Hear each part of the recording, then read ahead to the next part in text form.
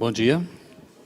Obrigado aí pela presença de vocês, por prestigiar esse evento também, né? Na condição de um ex-cético e ex-evolucionista, né, é que eu falo a vocês. Eu nem sempre advoguei essa causa chamada criacionismo, né? Nem sempre defendi as ideias que eu vou apresentar para vocês aqui. E o livro Porque Creio, só para rapidamente assim contar a história dele, ele foi uma reação a uma matéria publicada em 2002 por uma revista de divulgação científica nacional popular, não vou mencionar aqui o nome porque não vem ao caso, né? É uma das duas que temos no Brasil. E me lembro que na época eles publicaram um artigo de capa falando sobre criacionismo e assim foi muito ofensivo, né? E como jornalista eu achei assim muito imprópria aquela abordagem deles. Entre outras coisas, diziam naquele artigo que os criacionistas são especialistas autoproclamados. E eu fiquei indignado porque nos anos em que eu tenho pesquisado esse assunto, já faz 20 anos que eu pesquiso esse tema, essa controvérsia, né, entre criação e evolução, eu conheci vários criacionistas com formação acadêmica sólida, né? Doutores em áreas variadas, como arqueologia, física, biologia, bioquímica. E eu, então, na época, enviei um e-mail para a redação dessa revista, achando que seria mais uma vez em que seria ignorado, né? Porque geralmente é isso que acontece. Mas, para minha surpresa, naquela ocasião eu recebi uma resposta. Um e-mail dizendo, olha, gostamos aqui da sua reação e gostaríamos que você viesse aqui à nossa redação para termos um chat. Eu fiquei meio preocupado, confesso a vocês, né? Porque eu sou jornalista, não sou cientista, né? E eu tentei, então, ser um assessor de imprensa. E eu indiquei alguns doutores que eu conhecia para participar desse chat, eles não quiseram. E eu até entendi o argumento, eles queriam uma pessoa que pudesse dialogar assim, com o público de modo geral. Às vezes os doutores são um pouco mais estratosféricos assim, né, na abordagem. E eu entendi e pensei, bom, se é para ser uma história tipo Davi e Golias, vamos lá. E eu me dirigi, eu moro em Tatuí, interior de São Paulo, perto de Sorocaba, dá uns 150 quilômetros aqui. E no meio do caminho para São Paulo, eu recebi então uma ligação da redação da tal revista, dizendo que o chat tinha sido cancelado por problemas com os servidores deles. É uma editora grande, eu fiquei assim achando meio estranho isso, né? Cancelamento, mas eu perguntei, vamos remarcar esse chat? Eles disseram, sim, aguarde que nós vamos entrar em contato. E eu confesso a vocês que eu esperei por muito tempo.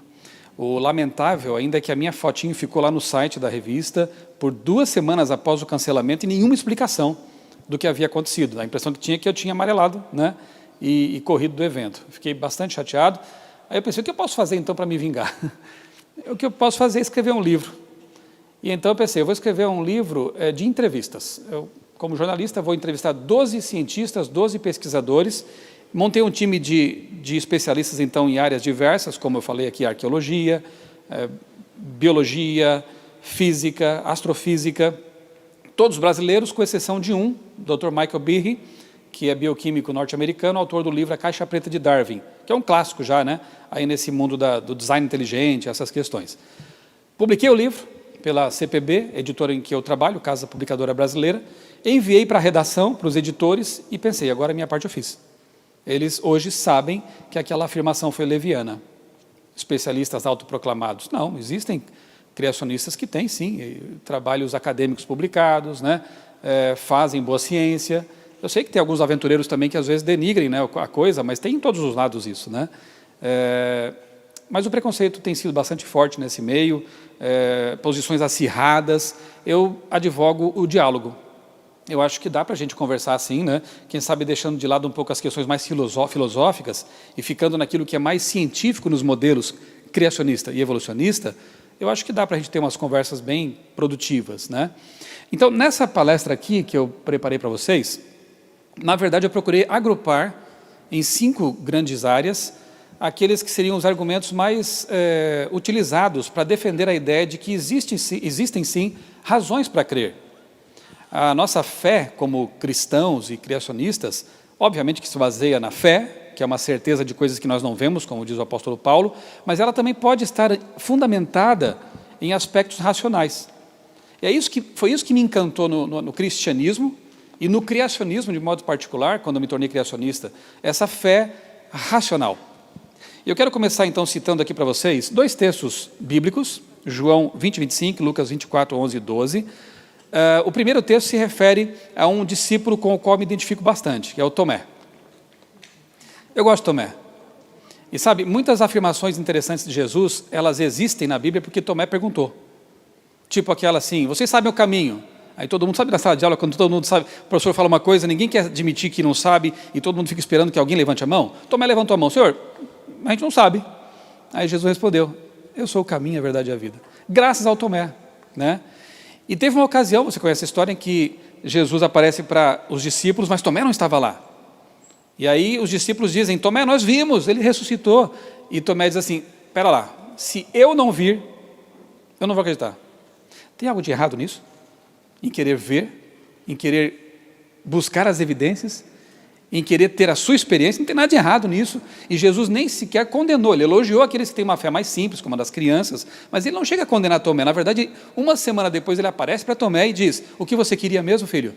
Era tocar em mim? Estou aqui. Era ver as minhas marcas? Estão aqui. E aí é da boca de Tomé que parte uma das maiores declarações de fé nos evangelhos. Meu Senhor e meu Deus. E a outra experiência lá em Lucas tem que ver com Pedro, que era um pescador, mas aqui teve uma atitude de cientista. Sabe qual foi? Jesus ressuscitou, Maria Madalena foi a primeira testemunha que honra Cristo conferiu àquela mulher, e ela então conta para os discípulos, ele está vivo. Aí Pedro, para lá com isso, a gente viu ele ser sepultado, a pedra foi lacrada, não é possível, ele está morto. Só que mesmo duvidando, o que diz o relato? Ele sai correndo para o túmulo, ele quis ver com os olhos, com os próprios olhos. Ele corre até o túmulo, depois João vai atrás dele, né? E é mais jovem, ultrapassou Pedro, né? Chega na frente, e quando chegam lá, não é que estava vazia a tumba mesmo? Isso para mim é a atitude de uma pessoa intelectualmente honesta. Eu posso até duvidar, mas eu não tenho direito de ficar sentado sobre minhas dúvidas, dizendo que aquilo está errado ou que não existe, entendeu? Eu creio que nós temos que levantar e ir atrás das evidências. Eu posso até duvidar, e não é pecado duvidar. Na verdade, eu creio que eu só creio porque eu duvidei. É importante duvidar para crer. Não há mal nenhum nisso, né? Agora, ficar preso às dúvidas, sem se esforçar na busca das respostas, eu acho que não é muito honesto, né, do ponto de vista intelectual.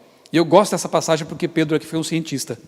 Ele duvidou, ele não creu num relato de terceiras, de pessoas, né, um relato secundário, assim, digamos assim, em segunda mão, e ele corre para observar o que tinha acontecido.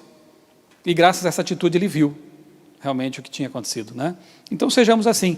Eu não sei qual é a tua postura intelectual, não sei qual é a tua posição, eu te respeito e eu fico feliz porque você tenha vindo aqui, ainda que você seja, por exemplo, um ateu. Eu tenho muitos bons amigos ateus, né? E eu gosto dessa interação, dessa abertura intelectual. Então eu peço que a gente seja como Pedro, nesse caso aqui, ou como Tomé, né? Eu quero ver para crer. E quem sabe depois eu posso até crer porque eu vi, ou até ver porque eu criei, né? E, como Pedro, a gente também tem essa postura de duvidar, mas ir em busca das respostas, tá bem? Então, o que eu fiz? Repito, eu separei em 5 áreas, o que eu considero assim, talvez os maiores argumentos, né, que eu pude pesquisar ao longo desses anos, que respaldam realmente a crença cristã bíblica. Não só o criacionismo de modo específico, né, que são os argumentos cosmológico, teleológico, ontológico, arqueológico e profético. Estão prontos? Podemos nos aventurar por aqui? Então, comecemos pelo cosmológico.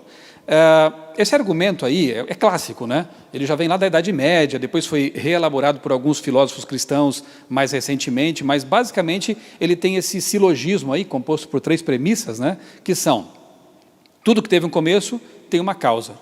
Você concorda com isso? É bem óbvio, né? Assim, é bem senso comum, né? Teve um começo, tem que ter uma causa. Nós tivemos um começo? Nós, seres humanos aqui? Qual foi a causa?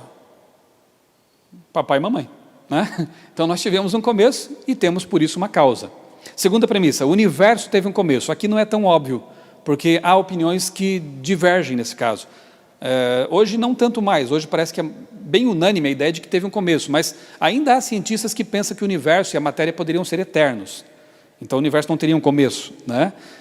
Essa premissa tem que ser analisada, porque se a gente conseguir concluir que o universo teve um começo, automaticamente a premissa 3 é verdadeira. Qual é? O universo teve uma causa. Então, o que nos resta é investigar a segunda premissa, para concluir pela terceira.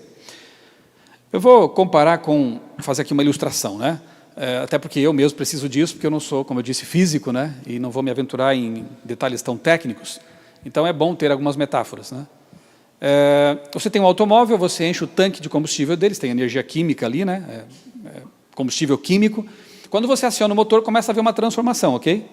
Então, aquela energia que estava armazenada em forma de combustível passa a fornecer energia cinética, movimento, e o carro se locomove. Agora, veja a pergunta que eu vou fazer para vocês. Se esse automóvel tivesse sido ligado uma eternidade no passado, ele estaria funcionando ainda hoje? Lembrando que está havendo uma transformação ali, né? Você queima gasolina, álcool, o que seja, e você passa a obter movimento, poluição, vapor d'água, e vai sendo transformado isso aí. Chega um momento que não tem mais capacidade de trabalho. Toda a energia química foi transformada em alguma coisa. Então, a pergunta, eu repito, uma eternidade atrás você ligou aquele carro, ele vai funcionar ainda hoje? Estaria funcionando ainda hoje? Não. Por que não? Porque toda a energia química dele teria sido transformada em movimento e em algum momento teria cessado esse movimento, né? O tanque acabou. E se foi uma eternidade atrás ele já não estaria funcionando. Grosso modo, o universo pode ser comparado a uma máquina, né? A um mecanismo. Os pais fundadores da ciência assim viam a coisa, né? Newton, Galileu, né? O universo é uma máquina. E se ele funciona até hoje, é porque ele tem ainda o quê? Energia disponível. Hidrogênio, as estrelas queimam seu combustível, nós estamos funcionando ainda, a Terra funciona. Então, existe energia disponível no universo. E pelo mesmo princípio da física, se o universo fosse eterno, uma eternidade atrás, ele já não seria mais uma máquina funcional. Percebe? Não haveria mais energia disponível para trabalho. Seria apenas uma massa amorfa de partículas sem energia, talvez, alguma coisa assim. Ok? Por causa dessas conclusões, desses raciocínios e tudo mais, os cientistas chegaram à conclusão, especialmente os astrofísicos, os astrônomos, né, físicos, de que o universo teve que ter um começo. E, na verdade, quem propôs essa teoria, hoje bastante respaldada até, do tal do Big Bang, foi um padre, Lemaitre, né? A expressão Big Bang não era originária desse padre. Ele só pregou a ideia do modelo padrão, que era um universo em expansão. Quem colocou esse nome foram aqueles que discordavam, tentando debochar da teoria. Então foi um Big Bang, né? Uma grande explosão. Mas o modelo padrão não fala de explosão e coisas parecidas. Fala de que o tempo, o espaço e a matéria tiveram um começo. Em algum momento do passado, talvez 13, 15 bilhões de anos no passado. E isso é perfeitamente acomodável com a visão bíblica, entendeu? Eu não vou ter tempo de entrar em detalhes agora. O Big Bang talvez não, mas o modelo padrão proposto por Lemaitre, um cristão, é bem possível que sim. E olha que interessante, New Scientist, né? Por que os físicos não conseguem evitar a ideia do evento da criação, de que teve um começo? E aí uma citação de Alexander Vilenkin: toda a evidência que temos diz que o universo teve um começo. Foi um astrônomo chamado Robert Jastrow que disse assim: quando nós concluímos cientificamente que o universo teve um começo, nos colocamos numa enrascada. Por que ele admitiu sinceramente isso? Porque tudo que tem um começo tem que ter uma causa.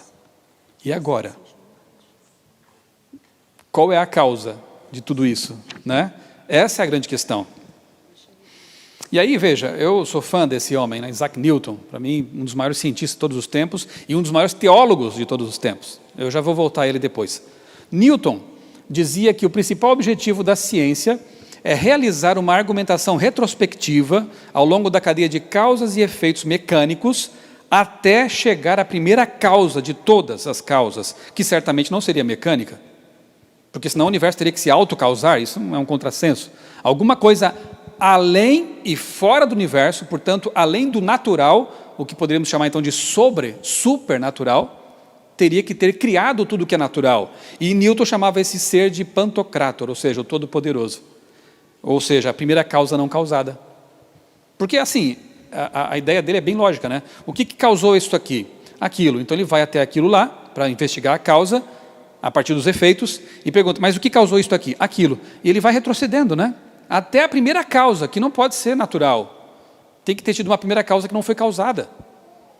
E aqui nós vamos então investigar um pouquinho essa primeira causa não causada. Primeiro ponto, ela tem que ser todo poderosa. Por que tem que ser? Porque ela criou todo o universo. Simples assim. O que é todo o universo? Você já fez um passeio pelas cercanias aqui do nosso sistema solar, por exemplo? Ou da nossa galáxia? Vamos fazer uma pequena viagem agora? Vou pedir que meus amigos lá cliquem no meio da tela e a gente vai viajar um pouquinho aqui. Nem vamos sair muito longe, porque senão não dá tempo de voltar para a palestra. A gente vai só aqui nas redondezas da nossa galáxia, tá bom? Não vamos sair da galáxia, não dá tempo hoje. É só clicar no meio da tela, daí ele executa o vídeo. Então, começamos aqui comparando alguns tamanhos, algumas proporções de planetas e depois de algumas estrelas. Começando pela Lua, né? A nossa Lua, depois Mercúrio, Marte em termos de tamanho, Marte e Vênus, assim, os mais próximos da Terra em proporção. Ali estamos nós, então, nossa linda esfera azul. Aí vem os gigantes gasosos do sistema solar, que é o Netuno, Saturno, Júpiter. Aqui em Júpiter tem uma mancha, ali, ó, que é uma tempestade na qual cabem 3 terras, só para você ter uma ideia do tamanho. O nosso Sol, uma estrela amarela de quinta grandeza, Sirius, a Terra já sumiu, né? Aqui você tem a estrela Pollux, uma gigante laranja, Arcturus, uma gigante vermelha, e o nosso Sol já está sumindo. Aldebaran, uma gigante vermelha, o Sol já sumiu, você achou que ele era grande, né? Rigel, uma super gigante azul. Pistol Star, uma hiper gigante vermelha, aquelas que você achou grande já sumiram no tamanho ali. Antares, uma super gigante vermelha. Mussefei, uma super gigante vermelha. E aqui uma das maiores estrelas conhecidas, a Cão Maior, uma hiper gigante vermelha. Agora presta atenção, porque no horizonte dela vai aparecer rapidamente a Terra, só para você ter uma ideia do tamanho, em comparação com a Cão Maior. Aí estamos nós. O que você achou? E nós não saímos daqui, da Via Láctea. Qual o tamanho do universo? A Via Láctea tem um diâmetro estimado de 100 mil anos-luz. Ou seja, se essa lanterna aqui fosse potente o bastante, né, para eu acender de um lado, a luz caminhando a 300 mil km por segundo, levaria 100 mil anos para cruzar a nossa galáxia, que é uma entre bilhões, né? Por exemplo, aqui, deixa eu voltar aqui, o que vocês acham que são esses pontinhos aqui, fotografados pelo telescópio espacial Hubble? Alguém podia pensar que são estrelas, mas não, são galáxias. Cada ponto desse, aqui dá para ver até um disco, né, é o formato mais comum das galáxias, mas cada ponto desse é uma galáxia, então cada ponto desse tem bilhões de estrelas iguais, menores ou maiores do que aquelas que eu mostrei para vocês ali. Ok? E esta outra imagem mostra aquilo que a gente chama de superaglomerados de galáxias. Cada mancha dessa aqui é um grupo de galáxias como este aqui. Ok? E aqui é o que a gente pode alcançar de mais longe com os nossos telescópios atuais, espaciais. Qual o tamanho do universo? Não dá nem para a gente dimensionar, né? Só que essa primeira causa não causada criou esse universo, então ela tem que ser maior que ele, porque sempre o artista é maior que sua obra. O poder daquele que trouxe à existência toda essa energia, toda essa matéria, tem que ser muito maior do que o próprio objeto criado. Então tem que ser todo-poderosa, de fato. Mas não pode ser só todo-poderosa, tem que ser inteligente. Todo inteligente, onisciente. Por que você diz isso? Porque essa causa primeira não causada, não só criou um universo vastíssimo, como criou um universo que funciona perfeitamente, como um relógio. Então veja só, esse vídeo aqui ajuda a gente a ter uma noção, talvez, do que seria realmente o trabalho de um arquiteto, de um relojoeiro, de um engenheiro que projetou um universo mais ou menos como aconteceu nesse artefato. Clica para mim, é um vídeo realmente que assim nos encanta, né? E depois eu quero fazer uma comparação com vocês.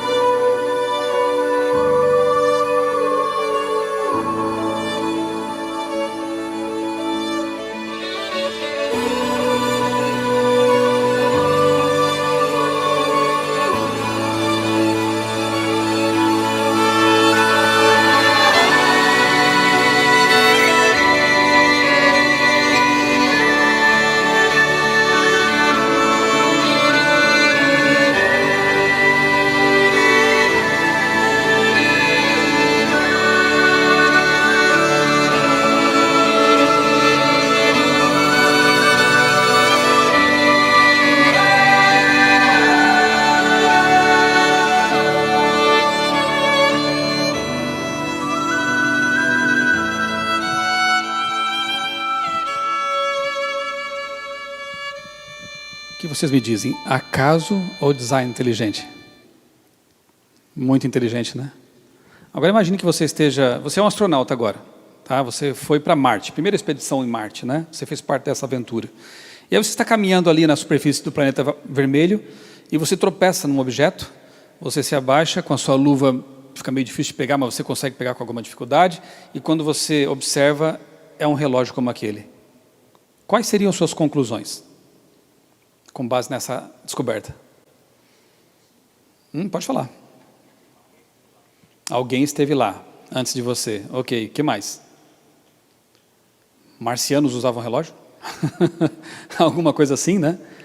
Curiosamente, eu creio que nenhum ateu, nenhum evolucionista naturalista pensaria que ao longo de milhões de anos de tempestades marcianas, terremotos ou coisa parecida, sílica foi se juntando para formar o vidro, metais foram se agrupando, se moldando com o tempo, de forma que depois de mais alguns milhões de anos aparecesse um mecanismo como relógio. Eu sei que a comparação é grosseira em comparação com sistemas biológicos, né, vivos, mas serve como talvez uma metáfora, né, para a ideia de que o universo também é um relógio.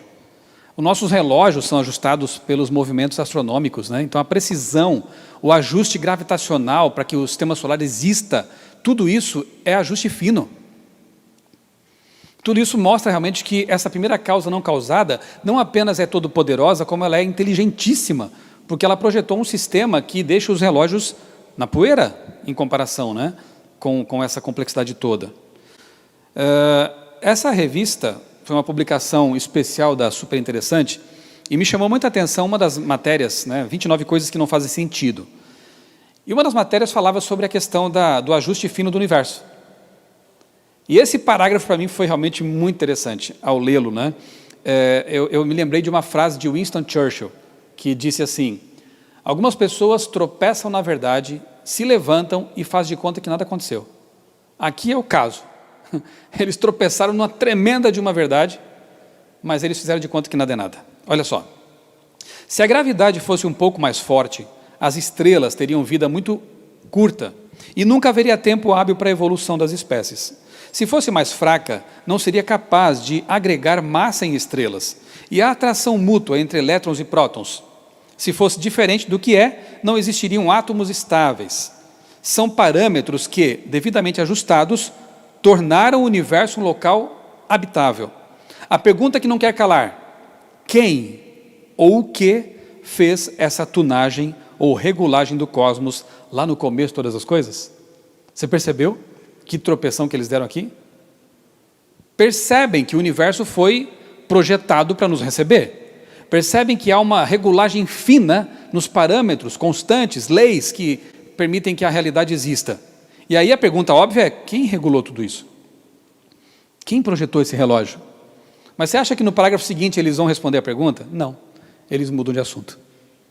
É uma postura muito reprovável, né? Acho que como jornalista a gente deveria investigar um pouco mais a questão. Quem fez tudo isso? Uma pena que eles tropeçam na verdade, se levantam e sacodem a poeira, né? Além de ser todo-poderosa, inteligente, essa primeira causa não causada tem que ser também imaterial, além do espaço, e eterna. Por quê? Simples, porque ela criou o tempo, o espaço e a matéria. E se ela cria o tempo, o espaço e a matéria não pode existir sem o tempo e tempo sem a matéria, é um tecido, né? Tempo, espaço. Se ela cria tudo isso, ela está além de tudo isso, ela está fora de tudo isso, desse sistema. Então ela tem que ser realmente transcendental. E curiosamente a Bíblia, e agora eu volto a ela chama Deus de Espírito. Curiosamente a Bíblia chama Deus de transcendente, além do espaço. Salomão diz mesmo que nem o santuário que foi feito para acomodá-lo, ele consegue conter a Deus. Deus ele se coloca em nossa dimensão porque ele é bom, porque ele se revela, mas a gente não consegue alcançar. E ele é eterno, portanto ele está além do tempo. E até aqui, você percebeu, eu não usei mais a Bíblia, de propósito. Nós estamos fazendo uma aproximação filosófica do assunto. E chegamos à conclusão, finalmente, que ele também tem que ser uma pessoa. Não pode ser uma energia? Não, porque energias não escolhem coisas, né? Uma energia impessoal não tem poder de decisão. E esse ser, essa primeira causa não causada, decidiu criar um universo, tempo, espaço, matéria. E regulou esse universo para ser assim. Então é curioso que filosoficamente falando, a gente chega à mesma conclusão do Deus apresentado na Bíblia. Como é o Deus da Bíblia? Ele é todo-poderoso, ele é inteligente, é onisciente, ele extrapola, ele transcende o tempo, espaço e a matéria, e ele é uma pessoa. Não é interessante isso, né? Esse é o argumento cosmológico, resumidamente, né? Nós temos também o chamado argumento teleológico, não confunda com teológico, né? Teleológico vem de telos, no grego quer dizer projeto, intencionalidade, né? Se quiser aplicar para design, enfim, é uma intenção. E ele também se compõe de 3 premissas, como o argumento cosmológico, que são: tudo que tem um projeto tem um projetista. Você concorda com essa premissa? Por exemplo, esse auditório aqui teve que ter um projetista? Teve que ter um projeto? Se não teve, eu quero cair fora daqui agora. O que nos garante que ele permanecerá de pé, né? Então, houve cálculos, né, para que as colunas pudessem suportar o peso, né, a estrutura toda tem que ser calculada, enfim. Então, isso aqui é muito óbvio. Tudo que tem um projeto tem que ter um projetista. A vida tem projeto. Novamente, a segunda premissa é que traz discussões. Algumas pessoas acham que a vida não foi projetada, ela é fruto de causas naturais, de mutações aleatórias filtradas por seleção natural. Mas há pessoas que creem que a vida foi projetada intencionalmente, ela é fruto de um design inteligente. Então nós temos que analisar a segunda premissa. Porque se a gente concluir razoavelmente que a segunda premissa é verdadeira, a terceira automaticamente será. Ok? Tudo que tem um projeto tem que ter um projetista. Se a vida tem um projeto, ela tem um projetista. Vamos investigar a segunda premissa? Ok. Eu sou fã desses pintores aí, ó. Um já falecido faz tempo, né? Renoir, Auguste Renoir, e um contemporâneo russo chamado Vladimir Volegov. Eu gosto tanto desses pintores, que até tem semelhanças nos traços, né? Que se eu vir uma tela deles em qualquer lugar, eu acho que eu consigo identificar. Isso aqui é um Volegov. Isso aqui é um Renoir. Como você acha que eu consigo identificar, ainda que eu não veja a assinatura deles? Por que isso é possível? Porque a assinatura está em cada traço, em cada pincelada, né? O estilo de cores, o tipo de iluminação, né? A direção das pinceladas, uma série de coisas que nos permitem identificar o autor da obra. Uma outra analogia que podemos fazer é esta aqui, ó, da polícia forense, investigação forense. Frequentemente, quando eles são convidados para, né, são convocados para analisar uma cena de crime, o autor do crime não está mais lá. Mas o que te leva a crer que alguém fez aquilo? É a ideia do design inteligente.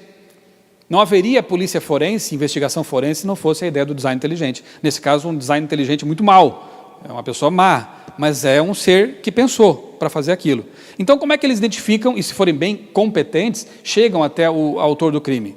Por meio das evidências, as pistas, né? E eles sabem fazer isso. Fio de cabelo, marca de sangue, e por aí vai, né? Levam tudo isso para o laboratório e chegam à conclusão de que alguém fez, mas não estava mais lá a pessoa que fez.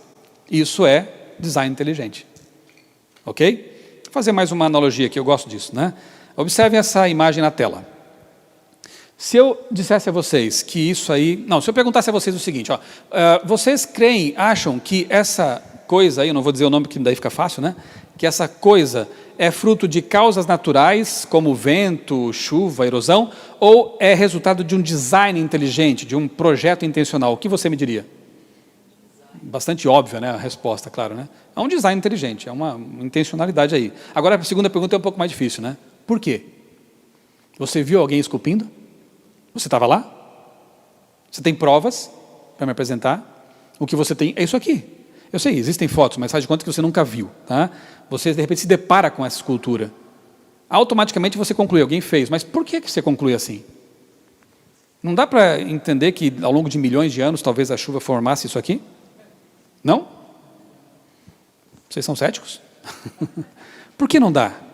Vamos lá. O que tem aqui que só poderia ser realmente fruto de um design intencional? Detalhes. O que mais? Intencionalidade. Boa. O que mais? O que não tem em volta aqui? Opa. O que não tem em volta aqui que tem aqui? Vamos tentar ir mais ao ponto, né? Assim, em uma palavra, como é que você me diria? Aí tem uma coisa que não ocorre naturalmente, aleatoriamente. Eu vou dar uma pista. Começa com e termina com mação. Informação. E não tem só informação aqui, quer ver? Se tivesse um rosto, seria informação já, né? Claro. Mas o rosto, ele tem traços de alguém que existiu. Então é uma informação complexa. Mas não tem só um rosto, tem 4. Então essa informação é complexa e específica. Complexa porque são 4, e específica porque são pessoas que existiram. E informação nesse nível não acontece por si só. Ela depende de uma fonte informante. Há um computador rodando agora esse programa aqui. E por que isso acontece? Porque alguém inteligente digitou linhas de comando, forneceu informação. E vamos parar de brincadeira agora e falar de coisa séria? Vamos falar de vida. Que como diz um amigo meu cientista, vida é coisa de profissional. E eu peguei de propósito uma das formas de vida que dizem que é a mais simples, a ameba. A ameba tem em seu núcleo o equivalente, e isso quem diz é um cientista evolucionista ateu chamado Richard Dawkins, tá? Eu peguei a informação dele. Ele diz que a ameba tem em seu núcleo o equivalente a 30 volumes de uma enciclopédia. Então não chama mais a ameba de simples, tá? E se alguém chamar você de ameba, fique feliz, porque você é complexo, né? Então não existe isso de uma simples forma de vida, gente, isso é retórica. Qualquer célula já é realmente ultra complexa. Vamos dar um salto de complexidade, agora vamos falar de nós mesmos, seres humanos. O nosso genoma, ele tem o programa que roda dentro de nós, para fazer o que somos, né? Nos tornar o que somos, ele, se fosse transformado em listas telefônicas, daria uma pilha de 170 metros de altura de listas telefônicas. Toda essa informação zipada, encriptada, está lá em nós, dentro de nós. Cada célula humana tem 1,5 gigabyte de informação. 1,5 bilhão de bits numa célula. E você tem trilhões de células. Daria um número absurdo de 60 zettabytes de informação redundante dentro de você. Não tem computador no mundo que iguale isso. Nem todos. É você.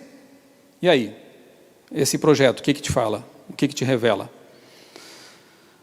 Isso aqui é uma notícia interessante, eu tenho que correr agora um pouco, o tempo está correndo também, mas lá na Rússia foi descoberta uma pecinha, uma peça de uma roda dentada, de uma engrenagem, dentro de um veio de carvão datado em 300 milhões de anos.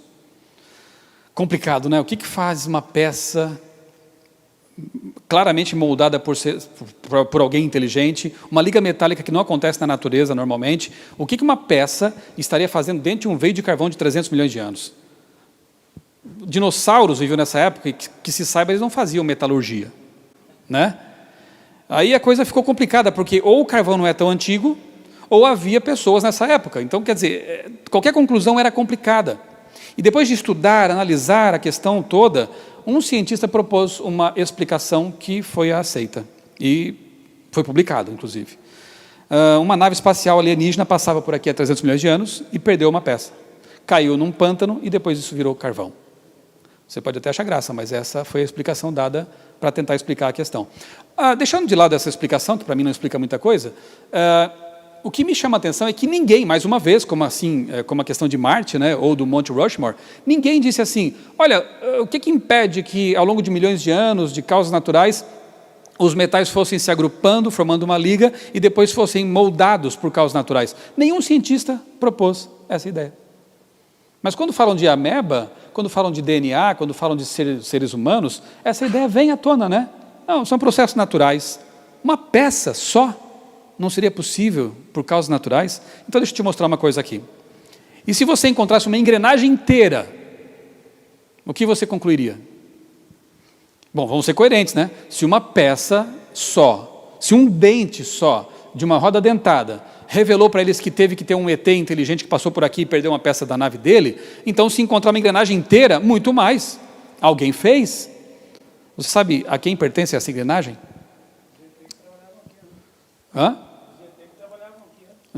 Tinha um grupo de mecânicos aí, né?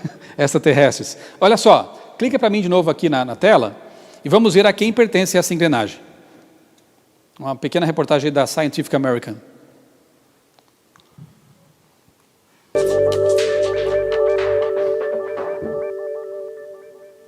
This jumping insect is a juvenile Issus coleoptratus, also known as a plant hopper.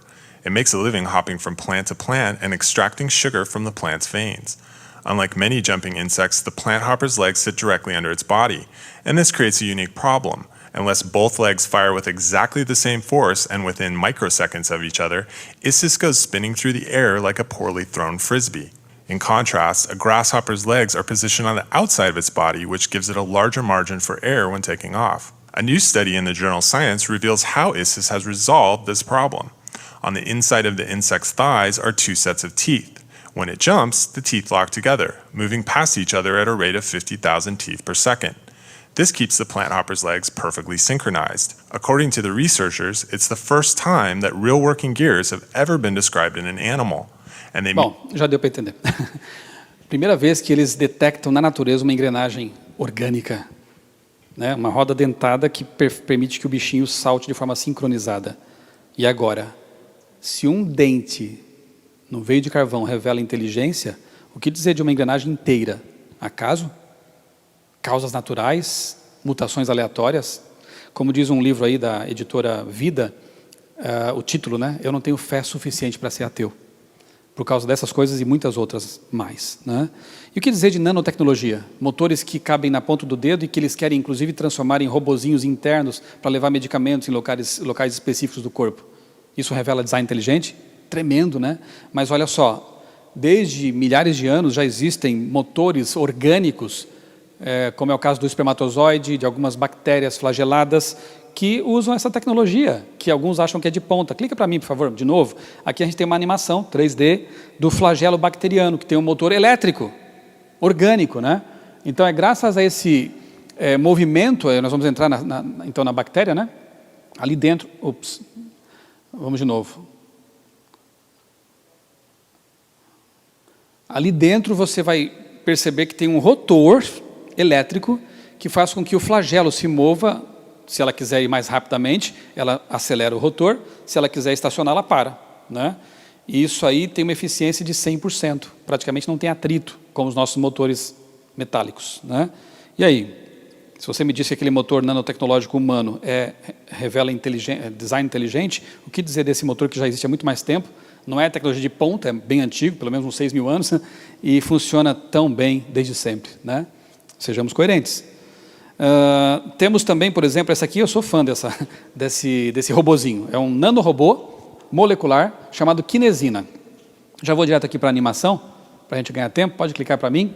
Ela literalmente caminha nos microtúbulos das células, que são as estruturas que mantêm a célula ali, a estrutura da célula, e aqui está levando um complexo de Golgi nas costas, você percebeu?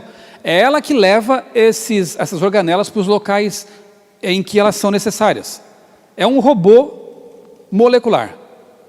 Quantas células nós temos mesmo? Trilhões. E você tem milhares de kinesinas dentro de cada uma das células. Então você tem quantos? 4 trilhões de robozinhos. E alguém está preocupado com eles agora aí? Alguém está se preocupando em administrar esse processo todo? Tipo assim, olha a kinesina lá do dedinho do meu pé, leva esse complexo de Golgi para o lado direito da célula. Alguém está preocupado com isso? Graças a Deus que não, né? Olha só, na verdade, tem um físico chamado Leonard Mlodinow, que era amigão do Stephen Hawking, escreveu até livros junto com ele, que nesse livro diz que 70% do processamento cerebral é automatizado, graças a Deus. Então, assim, 30% fica disponível para você estar agora aqui só pensando no que eu estou falando. Espero que sim. Então, você tem livre para pensar, sonhar, amar. 70% funciona até quando você está dormindo, né? Porque você está pensando agora no coração batendo? Bate o coração, não para, por favor. Ninguém está pensando nisso. Pulmão, funciona. Respira. Diafragma, funciona, por favor, que eu não posso. Agora talvez você esteja respirando conscientemente porque eu falei, mas até aqui foi automático. Tudo automatizado. Kinesinas aos 4 trilhões no teu corpo agora, funcionando automaticamente. Dá para acreditar no acaso, gente, sinceramente? Né? É bem complicado. É bem contrassensual. Bom, eu não tenho tempo agora para explorar esse argumento, que é muito legal. A matemática prova que Deus existe. Então você vai pesquisar em casa, tarefa de casa, tá bom? Argumento ou teorema ontológico de Kurt Gödel, amigão de Einstein, um matemático que cria em Deus e que desenvolveu, pode fotografar para você conferir em casa depois, eu deixo disponível também lá no meu blog, criacionismo.com.br, se você procurar no buscador lá do meu blog, põe lá, teorema de Gödel, Gödel, você encontra esse argumento ontológico. Matematicamente expresso, tem um artigo científico recente em que 2 matemáticos provaram, usando computadores agora, porque o Gödel não tinha à disposição esse recurso, usaram computadores e provaram que o teorema dele que está aqui, ele funciona. E nos leva na linha T4 lá, à conclusão de que necessariamente existe uma entidade que é divina. Gente, isso é matemática, tá? não é elucubração, não é hipótese, não é? É um teorema matemático que funciona. E eu diria então que é a prova matemática de que existe uma divindade, um ser perfeito e todo-poderoso. Por favor, pesquise esse assunto. Eu não vou ter tempo aqui de explorá-lo mais. Eu vou para o argumento agora arqueológico. Isso me encanta também, porque na verdade agora não prova que Deus existe, mas demonstra que o livro que nós valorizamos como cristãos, ele é confiável. O livro que apresenta Deus de uma forma muito especial, a Bíblia Sagrada. E usando assim argumentos extra-bíblicos ou fora da Bíblia, podemos usar bastante a arqueologia, descobertas como a Pedra de Roseta, por exemplo, que em 1798, traduzida por Champollion, abriu, né, o mundo egípcio antigo à pesquisa e nos faz pensar, porque veja, essa pedra aí, que está no Museu Britânico, na Inglaterra, Museu Britânico de Londres, né, ela contém aqui o mesmo texto em 3 versões, grego e 2 línguas egípcias. O grego era conhecido, as do Egito não mais, tinham se perdido. E esse jovem francês se debruçou sobre essa pedra por um bom tempo, pesquisando, ele conseguiu então decifrar as línguas do Egito graças ao grego que estava ali.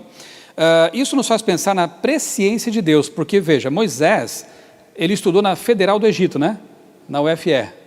Ele foi criado para ser quase um faraó, então ele tinha que passar pela escola dos escribas, ele conhecia muito bem as línguas do Egito, hieróglifo, a demótica, a hierática, né? Ele era especializado nisso. Mas quando ele começa a escrever a Bíblia, ele não usa a língua chique da época, ele usa uma língua de escravos, uma língua simples, com 20 e poucas letras apenas, o hebraico. Por quê? Por que será que ele fez isso? Mas, Senhor, eu vou escrever com a língua dos egípcios, né, do império, vai ser mais valorizado esse livro. Ele usa o hebraico. Pensa nessa descoberta. Se tivesse sido escrita nas línguas do Egito, até quase 1800, a Bíblia teria ficado indecifrável. Impossível, não haveria reforma protestante, não haveria um monte de coisas ao longo da história, não é? Não haveria o poder de sal da terra, de preservação do mundo que a Bíblia oferece, por muito tempo. Então, aqui nós vemos a presciência de Deus. Não, você vai escrever em hebraico mesmo, porque é uma língua morta, vai ser uma língua morta, ela vai se fixar no tempo e nunca vai se perder. Interessante isso, né? Uma outra descoberta importantíssima, né, em 1947, dos manuscritos do Mar Morto, pesquise sobre isso, essa descoberta provou que a Bíblia passou pelos séculos de cópia, sem ser alterada, sem ter sua mensagem adulterada, intencional ou não intencionalmente, né? Então, depois dessa descoberta, ficou muito complicado para quem dizia que a Bíblia até poderia ser a original confiável, mas as cópias não. Sim, elas são confiáveis. E esses manuscritos estão disponíveis hoje na internet para quem quiser ler, pesquisar, estão ali à disposição. Ok? Outra descoberta interessante é esse papiro de Pulver. Durante muito tempo, críticos, né, da Bíblia diziam que as pragas do Egito não tinham existido. Era uma lenda como outras lendas bíblicas. Até que, alguns anos atrás, foi descoberto esse papiro, no qual um sacerdote egípcio chamado Ipulver ora ao deus Horus, reclamando, entre outras coisas, de que Horus, olha para a gente aqui, porque o rio ficou como sangue. O gado está morrendo no pasto. Nós estamos cheios de feridas. Por favor, atenda a minha oração. Onde é que estão essas coisas narradas? Na Bíblia. E mais uma vez os céticos tiveram que fechar a boca, porque havia um respaldo extra-bíblico para esse fato, né? Dr. Rodrigo Silva, que é arqueólogo, ele diz assim, que mesmo que um dia, o ceticismo é tão forte, que mesmo que um dia descobrisse uma foto de Adão e Eva, alguém diria assim, tá bom, Adão e Eva existiram, mas cadê a cobra? Não está na foto. Então, assim, a tendência para duvidar é muito forte, não é? Ainda que a Bíblia seja o documento antigo mais respaldado por evidências arqueológicas. Só para você ter uma ideia, a história de Alexandre o Grande começou a ser escrita 300, 400 anos depois da morte dele. E ninguém duvida que ele existiu, né? Agora, o relato da ressurreição, por exemplo, começou a ser registrado 30, 40 anos depois. Tinha um monte de gente viva ainda. Anás e Caifás eram os primeiros interessados em dizer, isso é tudo mentira, pode tirar meu nome daí. Nicodemos ia colocar a sua carreira em risco, tira o meu nome daí, porque isso é mentira, o corpo dele está lá na sepultura ainda. Não estava. Era tão fácil provar que era tudo mentira. Mostra o corpo. Nem os romanos puderam mostrar, e nem os líderes judaicos. Então, era um fato. A ressurreição é um fato. E graças a ela que o cristianismo existe. Um dos entrevistados no meu livro é o Dr. Paulo Bork, e ele esteve escavando, é um arqueólogo, né? E ele esteve escavando por um bom tempo lá na planície onde ficavam, por exemplo, Sodoma e Gomorra e outras cidades. E sabe o que ele me revelou? Que coisa mais interessante? Que naquela região, escavando, eles encontraram uma camada de até 1 metro de cinzas. Cinzas. E não tem vulcanismo ali, naquela região. Cinzas que cobrem, assim, quilômetros e quilômetros, inclusive cemitérios. É muito estranho isso, porque quando alguma nação inimiga invadia a outra, eles queimavam tudo mesmo, né? Mas não queimavam o cemitério, porque vai queimar morto. E outra, eles respeitavam os cemitérios, tinham umas certas crendices, não é? Então não era comum. Ali não, queimou tudo, realmente, né? E para esse arqueólogo, essa região aí que fica lá no oeste do Mar Morto, né? Os restos de Babedra, para ele isso é uma tremenda evidência de que houve uma catástrofe realmente envolvendo fogo e enxofre naquela região. Então são achados assim bastante interessantes. Aqui rapidamente aqui, algumas descobertas recentes, né? Pesquisadores dizem ter descoberto o palácio do rei Davi. Os céticos diziam que Davi nem tinha sido rei, acharam o palácio. Pesquisadores encontraram também o palácio da rainha de Sabá, na Etiópia, está na Bíblia, esse relato. Israelenses descobrem camarote do rei Herodes, é personagem histórico. Arqueólogos encontram o caixão da família que julgou Jesus. A história aconteceu. O pano de fundo histórico da Bíblia, ele é totalmente confiável. Agora, se você vai aceitar a teologia que está na Bíblia, é uma questão mais de decisão mesmo pela fé, né? Mas eu me inclino a aceitar, porque é um documento confiável. É um documento respaldado por descobertas, né? No meu blog tem uma seção chamada Arqueologia, fica aí o convite para vocês conhecerem essas descobertas. Sempre que eu descubro alguma coisa, algum artigo, né, sobre arqueologia, eu tenho colocado lá e fica ali um banco de dados, né? Você pode usar isso à vontade, encaminhar para alguém que duvida, é uma ferramenta a mais. E, finalmente, o argumento profético. Novamente eu cito Isaac Newton. Se você não sabe, aqui está a obra dele que muitos físicos tentam colocar embaixo do tapete, porque ele escreveu tanto sobre teologia quanto sobre física, matemática e ótica. E essa obra aqui é fantástica, tem em português. Estudos sobre Daniel e Apocalipse. Fantástico. Newton usou com a mesma acurácia, né, o seu raciocínio afiado para estudar as profecias, tanto quanto ele usou para estudar outras áreas do conhecimento. Certo? Então eu recomendo fortemente a vocês, especialmente se você estuda física, por exemplo, tem esse livro, mostre ao professor, porque é impressionante. E Newton disse assim: a autoridade dos imperadores, reis e príncipes é humana. A autoridade dos concílios, sínodos, bispos e presbíteros é humana, mas a autoridade dos profetas bíblicos é divina e compreende toda a religião. Fantástico, né? Isso é escrito em 1723. Bem, quando eu estudo, por exemplo, alguns capítulos da Bíblia, como Daniel 2, eu fico simplesmente maravilhado. Daniel 2, se você não conhece, eu convido a você ler quando chegar em casa, mais uma tarefa de casa. Ele descreve toda a história da humanidade, começando por Babilônia, o tempo que ele vivia, e vindo até a volta de Cristo. Simples assim, um capítulo perfazendo toda a história da humanidade. E ele, eu não sei se alguém aqui já leu Nostradamus, eu já estive lendo algumas centúrias dele, né? E é muito vago, assim, tanto que quando não se aplica alguma coisa, dá para aplicar para outras, né? Porque é tudo muito vago. Mas na Bíblia você não encontra essa nebulosidade, você encontra precisão. A ponto de Daniel dizer assim: olha, esse império que virá depois é a Grécia. Esse aqui é a Medo-Pérsia, não é? Então, assim, dá nome. E a sequência é precisa. Não precisa você ficar interpretando, né? Está ali, a interpretação está ali. Uma outra profecia bastante impressionante, por favor, não venha com piadinhas políticas, porque diz assim: Ciro é o meu pastor. Não tem nada a ver, isso aqui é bem mais antigo, tá? E realizará tudo o que me agrada. Ele dirá acerca de Jerusalém: seja reconstruída, e do templo sejam lançados os seus alicerces. Isaías 44, verso 28. Tá, mas o que isso tem de importante? Olha só, Isaías desenvolveu lá o seu ministério entre 739 e 681 a.C.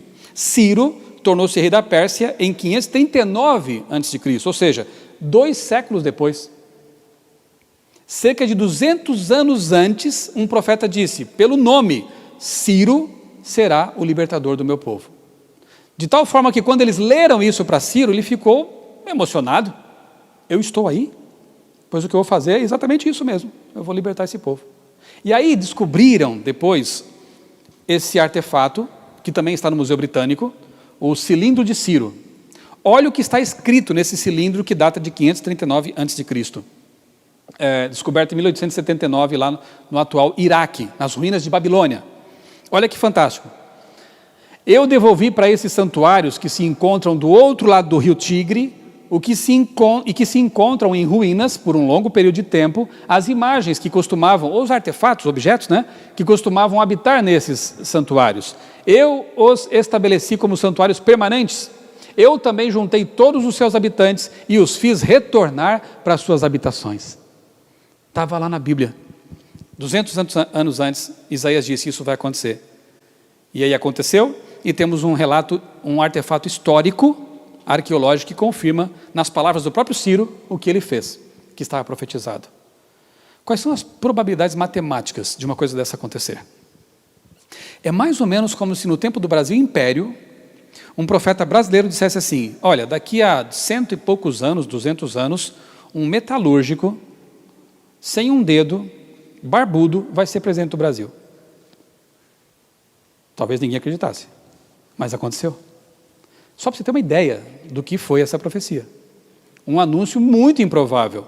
Um rei pagão de uma nação pagã vai ser o libertador do povo de Israel? Foi. Exatamente como estava profetizado. Outra profecia interessante sobre a destruição de Tiro. No tempo de Ezequiel, século IV a.C., essa cidade, Tiro, era o mais importante porto fenício. Hoje fica no Líbano, né? Jamais havia sido dominada por um rei estrangeiro, era intransponível, ela ficava no mar, então é difícil de invadi-la, de dominá-la. O profeta Ezequiel revelou que Tiro seria capturada por um rei babilônico chamado Nabucodonosor. Olha que interessante.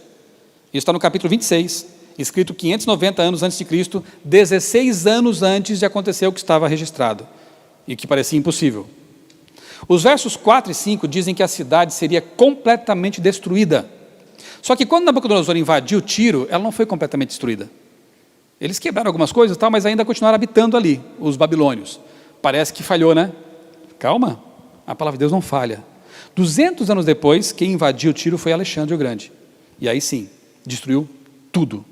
E sabe o que é impressionante? Ele destruiu, levou tudo abaixo, os muros, as construções, e lançaram ao mar as pedras da cidade.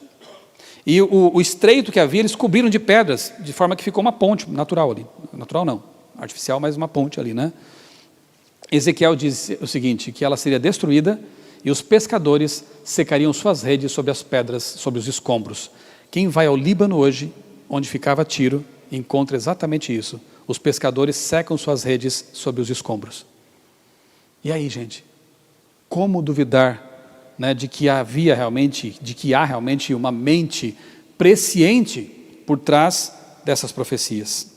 A gente podia ficar aqui um bom tempo falando sobre as profecias messiânicas, por exemplo. Algumas profecias datadas de 1000 anos antes de Cristo, né? É o caso lá de Davi, dizendo como ele morreria, crucificado, sendo que essa pena nem existia no tempo que ele escreveu, né? E detalhes assim fabulosos a respeito do Messias. E as profecias sobre a segunda vinda de Cristo também, com detalhes impressionantes, não é? Descrevendo coisas que estão acontecendo hoje em nosso mundo. É uma credencial tremenda, realmente, para a Bíblia. Bom, finalizando, quando se deparam com essas razões para crer, quer seja o argumento cosmológico, quer seja o teleológico, o ontológico, ou mesmo os argumentos mais ligados à Bíblia, como é o caso do argumento arqueológico, ou aqui o último que eu apresentei, profético, né? As pessoas acabam tendo que tomar decisões, não é? Elas colecionam as evidências daqui, de lá, e pesam isso na balança, e como dizia Aristóteles, siga as evidências, levem aonde levar. Aqui tem 2 casos de pessoas que tomaram a decisão pela crença, embora tenham sido ateus. O primeiro caso, Francis Collins, diretor do projeto Genoma Humano. 10 anos mapeando o genoma humano. Ele começa essa pesquisa como um ateu e termina como um cristão. E por que ele se converteu? Lendo a Bíblia? Não, ele não aceitava a Bíblia inicialmente. Lendo o DNA. Ele se rende e diz, olha, eu não consigo mais, é muita complexidade, existe uma assinatura aqui, e aí ele publica um livro chamado A Linguagem de Deus. Um cientista apresenta evidências de que ele existe, com base na genética. E outro caso que eu gosto muito, um livro muito bom, Um Ateu Garante Deus Existe, de Antony Flew. Antony Flew é tido como o maior filósofo ateu do século XX. Ele escreveu muitas obras e artigos e papers combatendo a fé.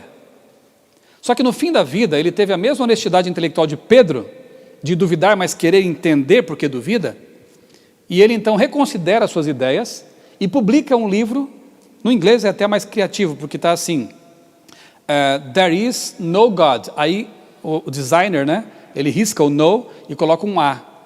There is a God. Existe um Deus, né? Aqui no Brasil ficou como ateu garante, Deus existe. Nesse livro ele não fala de Bíblia, porque não foi a Bíblia que o levou a Deus, foi a filosofia. E ele analisa ali em detalhes o argumento cosmológico, o argumento teleológico, que foram os argumentos que o convenceram realmente de que há um Deus, de que a crença é razoável. E ele termina então os seus dias, ele morreu faz alguns poucos anos aí, escrevendo um último livro que é esse aí, é uma espécie de testamento. Isso é honestidade intelectual. Isso é humildade, né? Para você reconhecer, para você admitir, bom, eu estava errado e não custa nada reconhecer isso, né? Ou então, no mínimo, se dar o trabalho de investigar as evidências, conceder o benefício da dúvida ao outro lado. Outro livro que eu quero recomendar a vocês, muito bom, é Deus em Questão, C.S. Lewis e Freud. O autor é um doutor em psicologia, Dr. Armand Nicoli, e ele compara aqui dois grandes ateus famosos, C.S. Lewis e Freud, Sigmund Freud. Interessante que ele, analisando a vida dos dois, percebeu que ambos tiveram problemas com os pais na infância. Eu não tenho tempo de me deter nisso aqui agora, mas tiveram uma infância turbulenta em relação com o pai. E a gente sabe que o pai, a importância do pai, né? Que às vezes tem sido tão minimizado em nossa sociedade, mas o pai, em grande medida, ele vai passar para a criança a imagem de Deus mesmo. Durante muito tempo, a imagem que a criança vai ter de Deus vai depender do pai. Se o pai é permissivo, se o pai não cuida da criança, ele vai ter uma ideia de que Deus também é assim. Deus não se importa comigo. Mas se o pai é também muito severo, castigador, punitivo, a pessoa pode crescer com medo de Deus. Olha a importância, né? Do pai, dos pais, enfim, né, nessa formação da ideia de Deus. Depois a pessoa pode corrigir essa ideia, claro que lendo a Bíblia, tendo a sua própria experiência com Deus, né, mas a gente pode ajudar como pais, sem dúvida nenhuma. Então o autor percebe isso, e ele mostra que os dois, Lewis e Freud, tiveram essa relação tumultuada e transferiram isso para Deus.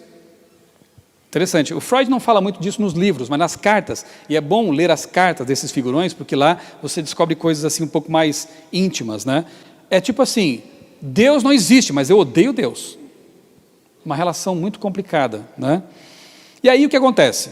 Lewis se converteu, graças às conversas que ele teve com o amigo Tolkien, né, que era um católico. Lewis, ele começa a reavaliar tudo, começa a reconsiderar, leu livros de um grande autor, eu sou fã dele, Gilbert Chesterton, que também era ateu e se converteu depois, e ele então se torna um anglicano. E como acontece frequentemente com quem se converte, ele perdoa. Ele perdoa o pai, ele se reconciliou com o seu passado, ele passou a ter uma vida de paz. Ele perdoou e se reconciliou com Deus. Freud, quando se saiba, nunca passou por essa experiência. E passou a vida descrendo e odiando Deus. Então, esse livro me fez ver algumas coisas, né? Por exemplo, muitas vezes o ateísmo não tem que ver muito com racionalidade. E eu falo isso com todo respeito e com base no que eu li a respeito disso, né? Geralmente, o motivo ele é subjetivo. Ele é psicológico e até emocional. E depois a pessoa começa a colecionar argumentos racionais para, quem sabe, justificar a sua descrença. É claro que existem casos e casos, mas vários tem que ver com essa questão da emoção, talvez um trauma. Quer um outro exemplo? Bem famoso? Richard Dawkins, autor de Deus, um Delírio, um livro que destila ódio contra o Deus da Bíblia. Dawkins, numa entrevista recente, admitiu que nos anos 50, numa escola anglicana, ele sofreu assédio de um professor religioso. Triste isso, né? Uma escola que deveria protegê-lo. Isso é lamentável demais, isso é triste demais. Pedofilia. E aí, claro, isso machuca demais uma criança. Num local onde deveria encontrar Deus, encontrar acolhimento, encontrar outras coisas, ele encontra isso. E aí, quando eu pego o livro Deus, um Delírio, que eu li, eu vejo lá um parágrafo em que ele fala assim, porque Deus é um genocida, Deus é um tirano, Deus é um abusador, eu percebo que ele está transferindo o ódio que ele carrega daquela pessoa para Deus. E aí dá vontade de abraçar um homem desse e dizer: Dawkins, Deus não é assim. Deus não é o teu pai que talvez tenha sido um pai abusador. Deus não é aquele professor talvez que tenha maltratado você. Deus não tem nada que ver com isso. Deus é um pai de amor. Deus diz na sua palavra que ainda que a mãe se esqueça do seu filho que amamenta, veja, ele usa o amor que possa existir na terra. Ainda que a mãe se esquecesse, eu não vou esquecer de você.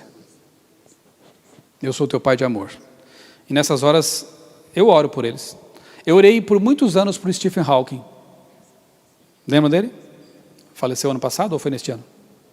Eu sonhava que o Hawking se reconciliasse com Deus, e quero ter uma surpresa, quem sabe, no céu, de ver esse homem caminhando sobre as próprias pernas e estudando o universo agora sem travas, conhecendo o Criador que ele procurava, mas não admitia, né? Temos que amá-los. E eu termino então apelando a vocês: sejamos como Tomé, sejamos como Pedro, né?